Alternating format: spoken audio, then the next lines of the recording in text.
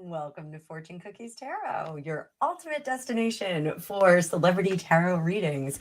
I'm Anna Miller, a tarot practitioner for over 35 years. And in this video, we are going to take a mystical journey into the lives of your favorite stars through the scope of tarot. But remember, these readings are for purely entertainment reasons. They reflect my personal opinions, and you should do your own research before you commit to the same opinion as me. Just a quick reminder, during the month of September and October, we are doing 10% off all readings that you can book at the link in the description of this video. You can also buy gift cards. I have a gift card option on there as well. Join us in exploring the stars and cards. Subscribe, hit the bell, and stay tuned for captivating readings. Thanks so much for being a part of this tarot community. All my fortune cookies out there, I adore each and every one of you. So what we're going to look at today, this was a viewer request. This was to take a look at what's going on with Elon Musk Grimes, Siobhan Zillis, and Amber Heard. So there's been a lot of action on X, and I am going to broadcast this to X. I hope I don't make anybody mad. But apparently there was some back and forth with Grimes and an author and Siobhan Zillis. There was all this stuff going on, and there was some calling out. And then Elon posted a picture of Amber Heard, which just added more to this. So it's actually going to be a 3-part video. So today's going to be part 1. And we're going to look at Elon and Grimes and their relationship, which I just love. I love them together. I think that they should be together. It's just my opinion. Other readings that I've done have said that. Then tomorrow, we're going to look at Grimes and Siobhan Zillis, and we're going to look at some problem-solving tactics that they can use energetically to make this amazing expanded family work. Right now, Elon has 11 children. Not counting the question mark with Amber Heard, because I know everyone thinks that maybe Amber Heard has maybe baby 12. And then on the third day, Sunday, we'll look at Elon and Amber Heard. We're going to look at that all on its own, because I think I'm going to use a totally different deck. So sit back, buckle up. We're going to be using the Tarot of the Divine today, because I think that that's a really good deck to use with family matters. So little housekeeping. Again, I said Elon has had 12 children. The first he had with his first wife, Justine Wilson. Altogether, they had 6 children. Unfortunately, their first child had passed away, very young age of 10 weeks old. That was starting in the year 2000. They had twins in 2004. They had triplets in 2006. 2018, he had baby X with Grimes. March of 2022, they had Y, their daughter, again with Grimes. Then November of 2021, I believe that's correct. We found out there were twins with Siobhan Zillis, who was one of the executives at one of his companies. I can't remember which one. Sorry, guys. I have extensive notes, but I didn't put that in my notes. Then September 2023, it was announced that he and Grimes had Technomechanicus, which is the 12th baby, or 11th baby. And then we have the big question mark with Amber Heard. So we're going to look at Elon and Grimes's relationship first. And again, thank you everybody for being here, and thank you for the reading requests. I'm going to try and keep these as quick and dirty as possible. Well, not that dirty, just a little dirty. So let's see. We're going to look at how Elon feels about the relationship with Grimes and how Grimes feels about the relationship with him. There's some loud voices over Twitter We'll talk about that in the next reading. It was in regard to an article that was written by Walter Isaacson. So let's just see how Elon feels about Grimes. Grimes feels about Elon. And again, we're using the Tarot of the Divine. I love this deck.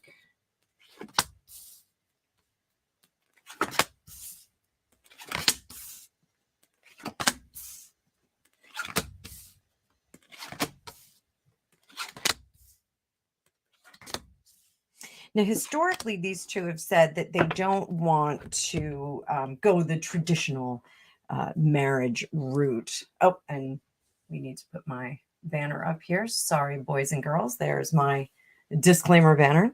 So how Elon feels about her. He's a bit of a fickle pickle with her. I think sometimes the relationship gets to be too much and he needs to kind of run off to his own corner. But there is something about the growth and development of his emotions in this. So here he's like, deny. I need my own time. I need my own space. There's a lot going on in Elon's head at all times. He's like watchworks in his head. His brain is moving on many different orbits. There's no other way that I can put it. It's really a remarkable brain, remarkable kind of vibe when you get into his head. It's pretty wild. But he's got a lot going on there. And so the personal, the technical stuff, he is tinkering with and working with at all times. But the emotional stuff, he kind of wants that to get on rails too. He doesn't like those fluctuations. He likes it to be fun and cool and having a great time. And if it's not, he's going to walk out of the room and he's going to go into an environment that can provide that. So I think the self-realization of peace is a good thing, but sometimes in his pursuit of peace, he leaves a little bit of chaos behind him. So that is not something that he's very much like Gregopedia. Gregopedia is like, well, just shake it off. His attitude is kind of that, shake it off. We all have work we have to do. He doesn't want to hold grudges. He doesn't want to continue down the road of drama. He doesn't like those prolonged dramas where somebody is holding a grudge for days and days and days, and like it's just this recurring issue that keeps coming up. He doesn't like it when people will hold something over his head. He's not an elephant forgets kind of guy. He's like, fix, and if something's broken, you fix it and you move on.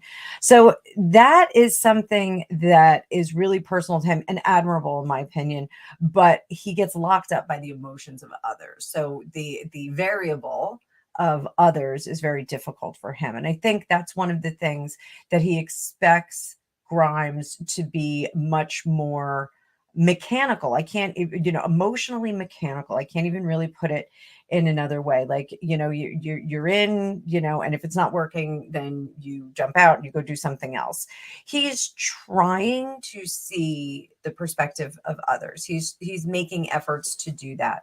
And we will see if he is successful at that. But this is an ongoing process. He's really learning from his behavior. I think it's very interesting that we've got a new baby from them. Let's just put it this way. It's September 2023. So 9 months ago, it was at the beginning of the year. So, they kind of restarted the year together. It's kind of interesting. Again, it's still a very non-conventional idea of marriage. So I believe he's been married twice, to two women, but 3 times because he married one of them twice. So, this non-conventional approach is a tough nut to swallow. So physiologically, biologically, males are engineered to go out and spread their seed around. They're engineered to do that. And he really leans into the science of that. And I love that. I love the science of attraction. I love the science of mating rituals, all of that that goes into it. And humans do it too. It's not just animals. Humans do it too. Example, when women are more fertile, their lips are larger. That's why we like those duck lips. And the whites of their eyes get brighter. That's why we use the white eyeliner on our waterline. Their eyes also get wider. So we use eyeliner to create that illusion, and we flush, then we use blush. All the makeup routines that we have make us appear to be more fertile and more attractive. Push-up bras, that sort of thing. I don't know if I'm dating myself by saying that. So, he really embraces this idea of how to live a modern man's life, embracing that biological science. So, applause to him. Now, for Grimes, historically, they had said they did not want to get married. They did not want to go this traditional route. I think she's kind of rethinking that. She is a little bit younger, and I think she's realizing that, sharing is not always the easiest thing to do, especially when there's a big fat set of twins that were smack in the middle of your relationship with your baby daddy. So, it is somewhat difficult there. I do think that there is some level of jealousy here. She does kind of want him all to herself. And who wouldn't? He's a really engaging guy. I think she's amazingly engaging as well. And sometimes we can think as women, well, I'm gonna play ball with their rules. And I think she did try to adapt to that. And I think it was it's proving to be more difficult than she had expected. So her patience is wearing thin. She really does want to have more of that home life. We have the Four of Wands here, which is our home life and celebration, being together, being comfortable, being rock solid. Our fours are always about stability and being rock solid and having that union together. The Queen of Swords, I think she does have a mouth on her. I think she does speak her mind, and she does say the things that she's feeling. And sometimes it's maybe not in the best terms. I think she is finding more and more of her voice, and she's able to voice more of her displeasure with certain arrangements and the way that certain things are. Perhaps that is why we saw that tweet on Walter Isaacson's interview. So the Nine of Coins, she is positioned to be comfortable physically and financially. She is not a gold digger, and I've said this before in other readings. She is not one that is getting into this relationship for the creature comforts and for the security of it. She is getting into the relationship because she really does value his mind, and she has not found someone else like him. He is a very unusual breed of person, very exceptional breed of person, and I think that she falls into that category as well. And that's why when I read for them, it does seem that they belong together so much. And the Ten of Swords, she's kind of at her wit's end with the arguing part because it's not working for her. So what can these two say we want these two to be together? Say we want them to be more or less, in a committed union. What did they need to do to make that happen? Now, I'm their biggest cheerleader. I want them together. I'm sorry, Elon, if you don't want to have a one-on-one committed relationship, but I love this little relationship. I think it's awesome. So what they need to do.